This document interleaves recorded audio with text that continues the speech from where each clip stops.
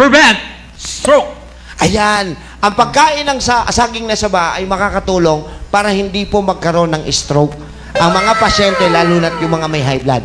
Ang mga pasyente na napaka-prone na tamaan ng stroke ay yung mga may maintenance para dun sa sakit na hypertension o high blood.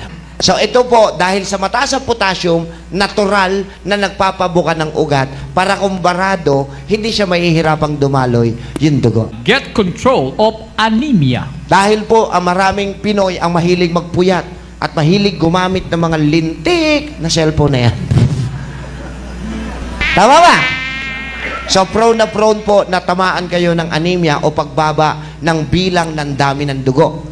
Ang atin pong saging na saba ay malaki ang maitutulong para paangatin ulit ang bilang ng hemoglobin, ng hematocrit, at saka na rin po ng ating platelets. Dahil po ang saging na saba ay mataas din po ang iron contents. For healthy liver.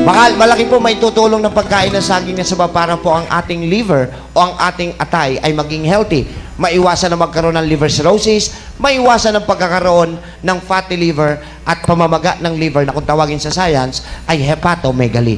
Bakit daw nakakatulong ng gusto ang saging na saba? Dahil ang mga nutrisyon na karga-karga ni saging na saba ay pagkain din po ng ating atay. Next, good for diabetics. Listen, yung fiber na meron kay saging na saba, kaya kung kakain kayo ng saging na saba, pakinggan nyo, kung kakain kayo ng saging na saba, huwag nyo tatanggalin yung para mga himay-himay na galing sa balat. Yung parang, correct, thank you for that. Yung parang sinulid. Kasi yun That po, is the fiber. yun po yung fiber. Dahil yung fiber ang magsisilbing natural insulin sa loob ng katawan. Pwede siyang cooked, pwede siyang raw. Raw.